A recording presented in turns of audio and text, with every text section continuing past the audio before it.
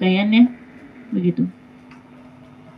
Bahkan dibilang syahid itu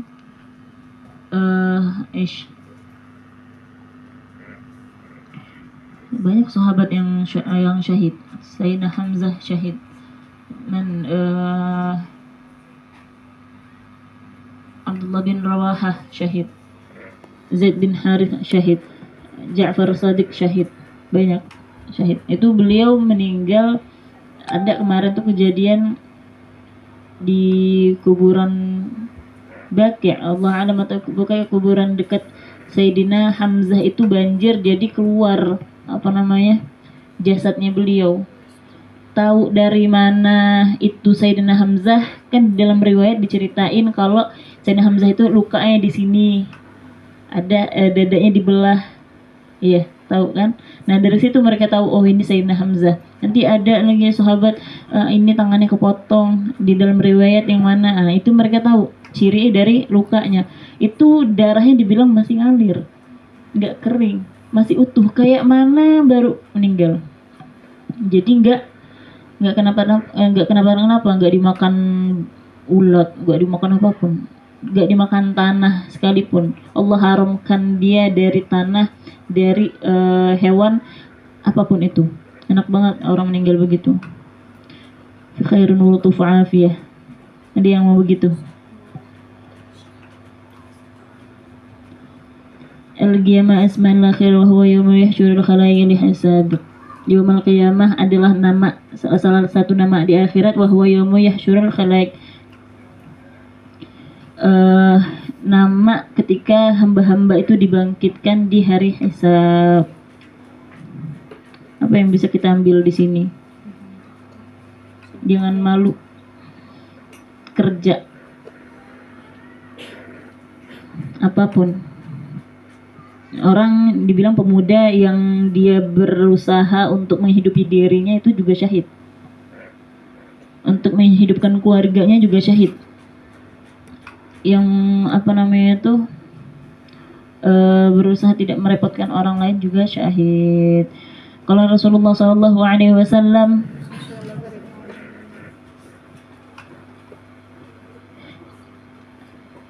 Allahu Akbar. Salasatun la tarfa'u salatuhum fawqa ra'usihim shibran. Rajulun amma qauman wa hum lahu karihun. Wa imra'atu batat wa zawjuha 'alaiha sakhidun wa akhwani mutasariman.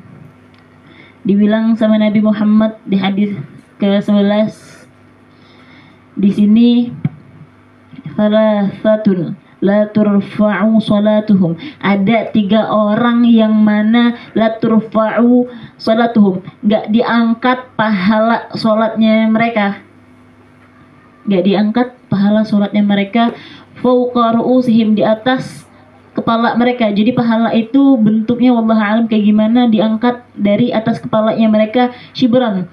Pahala ini gak ngangkat. Kan biasanya pahala diangkat di sisi Allah, di sisi Allah. Ini pahalanya dia nggak keangkat. Dia sholat tapi nggak dapat pahala. Intinya begitu. Yang pertama, siapa dia? Rajulun amma qauman, seorang laki-laki, seorang pemuda atau siapapun itu, seseorang, amma qauman wa hum lahu karihun, yang dia jadi imam, yang dia jadi pemimpin, wahum lahu karihun, tapi orang-orang benci sama dia. Taruhlah ini di dalam sholat. Kalau kita di dalam sholat, kalau ditawarin jadi imam, baru jadi imam. Jangan ujuk-ujuk kita nggak kenal mereka siapa, kita ambil jadi imam.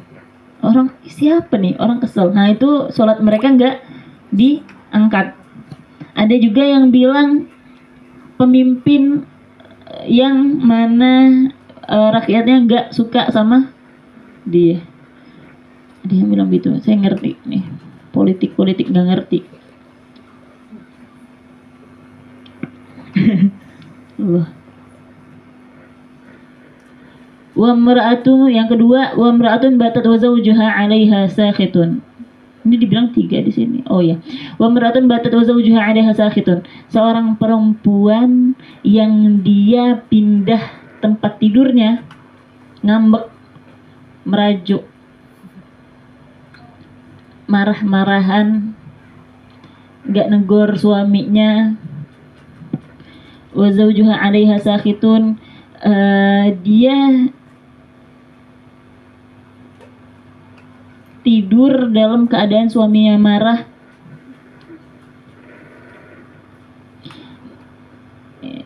Saya mau jelasin juga malu. Ya begitu intinya. Wa zawjuha 'alaiha sakhitun, dipanggil sama suaminya dia nggak datengin.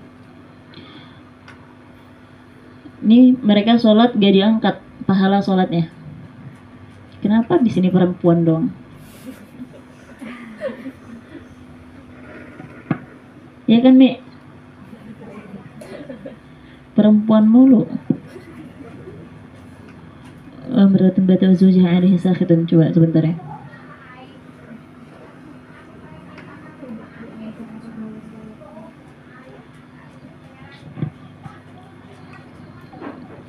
Beratun bata zawjaha 'alaihi sakhitun linahwu su'u khuluquha aw litafutiha 'alaiha haqqan min huquqil mutawajjihat mutawajjahatu 'alaiha syar'an wujuban wa nadban. Dia mengurangi atau tidak menjalankan hak-hak suaminya dia dari sudut syariat atau kewajiban dia atau sunnah. Iya, nggak apa ditutup aja. Dia yang kalau kita harus patuh sama suami selagi itu menurut syariat boleh, menurut syariat wajib, itu apalagi menurut syariat sunnah. Tapi kalau misalnya disuruh maksiat sama Allah, nggak boleh. La ta'atul makhluk bima'asiyati khaliq. Gak ada ketaatan kepada makhluk, patuh sama makhluk bima'asiyati khaliq, dengan maksiat kepada Allah. Kita sama suami, kita wajib patuh sama dia, tapi kalau misalnya disuruh maksiat, masalah disuruh ngapain? Buka kerudung, keluar, atau disuruh nanti ada kemantenan disuruh joget gitu, masih share atau apa lagi, disuruh ke masjid maling sendal gitu. Enggak, jangan dong. Enggak ada. Selagi yang disuruh dia benar menurut syariat, wajib, sunnah, kita harus patuh. Matalan dia suruh apa yang wajib ya? Sebenarnya perempuan yang wajib itu cuma ketika dipanggil datang, terus sisanya itu nggak wajib. Sisanya adalah bentuk taatnya kepada suami. Yang mau ridha suami ya fadhol. Tapi semoga dapat suami yang nyenengin hati deh, yang nggak bikin repot. Ya. Nanti yang mau punya suami repot. Share. Ini nggak boleh kalau misalnya, pokoknya istri kalau sebelum tidur itu kalau bisa maafkan saya, ngembang hidungnya dia.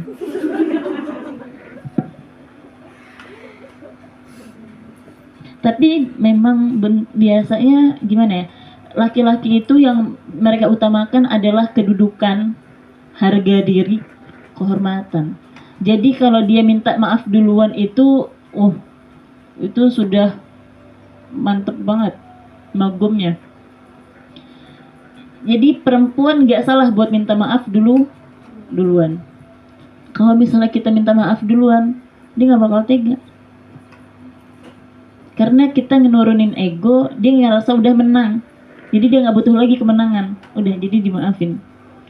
Tapi kalau ada laki-laki yang dia minta maaf duluan, Allah, itu jaminan akhlak orang tuh bagus banget. Zaman sekarang banyak yang berkoar-koar, ya pokoknya suami kalau istrinya salah, ya tetap suami minta maaf. Saya nggak kebayang ada laki-laki yang menurunkan egonya, masya Allah tabarakallah kayak begitu. Minta maaf, minta halal, minta ridho. Istri yang meninggal dalam keadaan suaminya ridho itu jaminannya surga. Dibukain pintu surga ke-8-8-nya. Asalkan dia salat tepat waktu, dia puasa yang wajib, terus dia jaga kehormatannya. Apalagi apa sih? Salatu idza atatul janazatu idza hadisnya apa? Wal idza as-salatu waqtiha wa sumat farjaha wa ata'azza wajha wa qillah. Oh iya, dia taat sama suaminya, sholat tepat waktu, sholat yang 5 itu wajib, dia puasa Ramadan jalan, habis itu dia jaga kemaluannya, itu dibukain buat dia pintu surga yang ke-8-8-nya. Jadi dia bebas mau masuk pintu yang mana. Kata dia nggak sholat sunnah, dia nggak banyak puasa sunnah. Tapi kalau ada yang puasa sunnah banyak, sholat malam banyak, tapi nyakitin hati suaminya, itu hati-hati. Mudahan dapat suami yang baik, yang nyenengin hati. Terus yang ketiga di sini, mereka yang gak diangkat pahala sholatnya itu wa akhwani mutasariman, 2 orang saudara atau 2 orang mutasariman yang berantem, gak sapa-sapaan, gak teguran.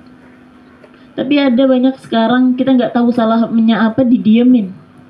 Ada yang begitu, kita nggak tahu, kita perasaan baik-baik aja, kita negor tapi nggak dihawil sama dia, kita salah juga nggak dikasih tahu sama dia, tiba-tiba didiemin. Itu apakah masuk? Allahu a'lam. Selagi kita bilang ya Allah perasaan saya nggak ada salah sama dia, kita nggak cari gara-gara, tiba-tiba didiemin, itu urusan dia sama Allah. Yang dimaksud di sini dia berdebat, abis itu berantem, nggak tegur-teguran lagi 2 bulan 3 bulan. Nah yang begitu, selama ada yang bilang 3 hari batasnya. Bayangin dia sholat selama 3 hari pahalanya nggak ada. Tadi bukan berarti menggugurkan kewajiban dia sholat mentang-mentang oh saya lagi berantem sama si fulan, percuma sholat, nanti juga nggak ada pahalanya. Enggak, wajib tetap sholat. Sesat.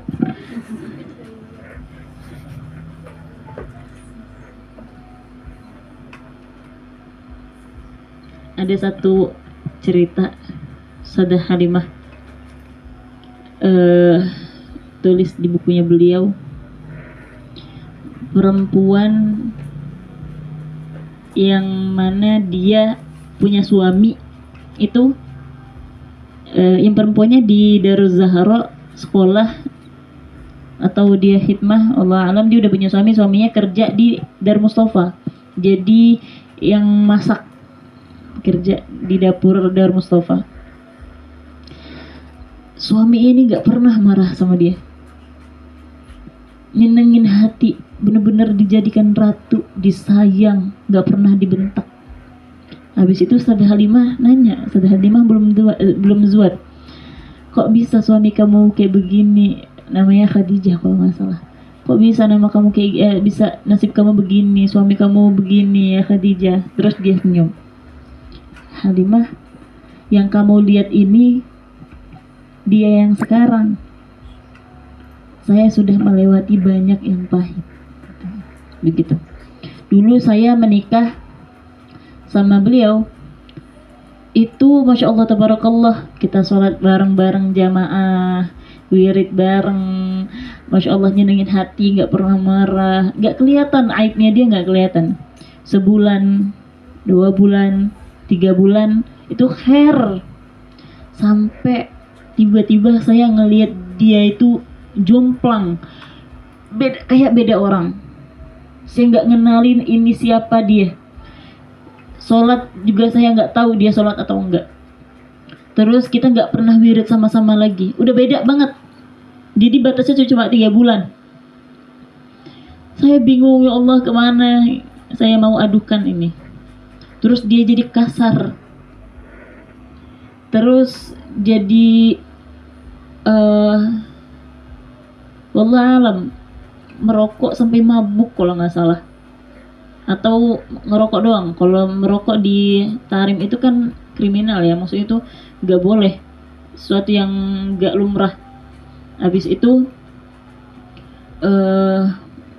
pulang-pulang marah-marah kasar gitu, sampai saya bingung. Saya adukan sama keluarga saya adukan sama keluarganya dia. Mereka bilang suruh sabar gitu. Pas saya telusuri ternyata dia ini tiba-tiba begini karena judi. Dia judi, kelilit utang. Dia bingung, diadukan sama keluarganya dia, gimana ini. Terus dibantuin, dibayarin sama keluarganya. Terus ditinggal, nggak tahu kemana. Dari situ saya nggak tahu saya punya siapa kecuali Allah, katanya. Nggak ada yang bisa saya harapin kecuali Allah. Saya benar-benar sendiri waktu itu, Halimah. Dari situ saya mulai buat tahajud. Saya benerin sholatnya saya benerin wiridnya saya benerin hubungan saya sama Allah. Sebulan, 2 bulan, nggak ada. Saya juga nggak tahu dia kemana. Terus sama keluarganya, kalau emang kamu nggak kuat, kalau kamu nggak bisa tahan, kami cari hakim buat menentukan keputusan mau gimana ini gitu. Karena nafkah nggak jalan. Kalau 3 bulan, 4 bulan ya, 3 atau 4, kalau nggak dikasih nafkah itu 3 itu jatuh talaknya. Terus ada yang bilang, kamu Khadijah yang sabar, kita nggak tahu Allah bakal ngasih kejutan apa buat kamu. Jadi dia sholat malam, dia nangis sama Allah, dia minta sama Allah, dia adukan semuanya sama Allah. Sampai satu hari saya udah tidur, Halimah, ada orang duduk di kasur saya, rambutnya acak-acakan, janggutnya juga nggak kuurus, mukanya kumal gitu. Tapi saya liatin, saya kenal nih orang, ternyata dia Halimah. Tapi dengan bentuk dia yang begitu, di sini saya lihat tatapan mata dia teduh. Saya liatin dia, saya pegang wajahnya, saya bilang, ini kamu gitu. Iya, ini saya katanya.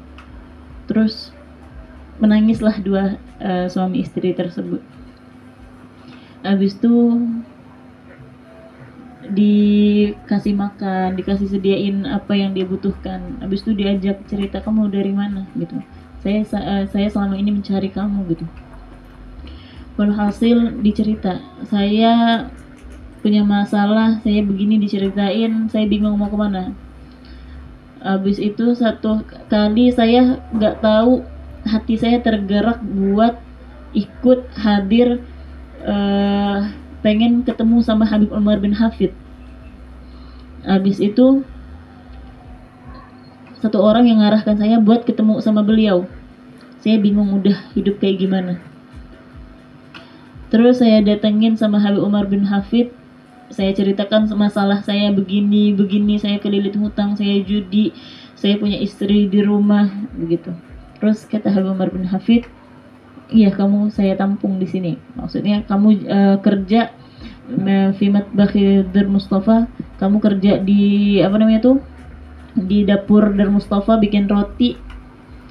Nanti kamu itu bisa kamu pakai buat menghidupkan kamu dan keluarga kamu.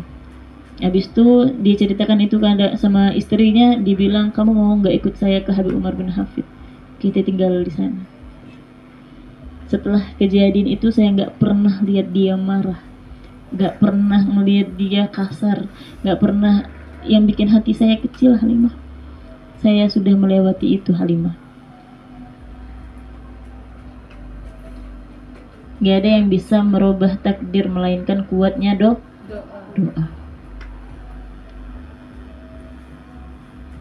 Allah. Ada yang mau ditanyain? Khalas? Bek? Ada?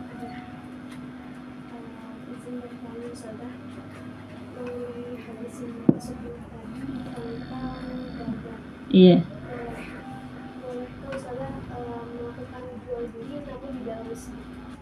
Jual beli di dalam masjid la yubarik fih, gak ada keberkahan di dalamnya.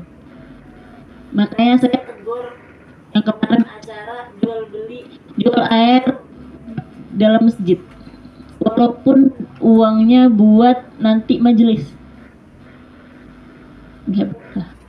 Kalau mau di depan nggak apa-apa, tapi jangan di dalam masjid. Kita ngobrol dalam masjid aja, ngomong yang nggak baik aja itu jadi penyebab matinya hati. Jualan di masjid nggak ada keberkahan di dalamnya. Allah. Kita lihat Shopee di dalam masjid, kita check outnya di dalam masjid, hati-hati.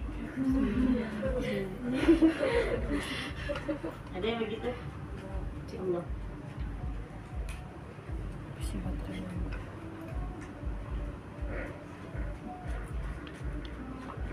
Allah. Kelas ada yang bertanya lagi? Kelas? Dah? Yaki? Semoga Allah mudahkan hati kita untuk menerima qada dan qadarnya Allah dalam keadaan bahagia, dalam keadaan senang, ridha, lapang, dengan kemudahan Allah fi khairin wa lutfin wa afiyah. Allah baikkan halnya kita, Allah baikkan keadaannya kita, Allah mudahkan urusan kita, keluarga, semuanya. Yang sakit Allah sembuhkan, yang punya masalah Allah bantu, yang punya hajat Allah kabulkan, yang punya cita-cita Allah sampaikan, yang belum dapat jodoh Allah datangkan fi khairin wa lutfin wa afiyah. يا ربنا اعترفنا بأننا اقترفنا وأننا أسرفنا على رضا أشرفنا فتوب علينا توبة تغسل كل حوبة واستر لنا العورات وآمني روعتي واغفر لوالدينا ربي ومولودينا والآل والإخوان وسائر الخلان وكل ذي محبة أو جيرة أو صحبة والمسلمين أجمع من يا ربي اسمع فضلا وجود منا لا باكتساب منا بالمصطفى رسولي نحظى بكل سولي صلى وسلم ربي عليه هد الهبي وآله وصحبه عدالة الصحبي والحمد لله في البدء والتناهي حمدا كثيرا دائما محبة النساء. سبحانك اللهم وبحمدك أشهد أن لا إله إلا أنت أستغفرك وأتوب إليك. سبحانك اللهم وبحمدك أشهد أن لا إله إلا أنت أستغفرك وأتوب إليك. سبحانك اللهم وبحمدك أشهد أن لا إله إلا أنت أستغفرك وأتوب إليك. صلى الله عليه محمد الحمد لله رب العالمين.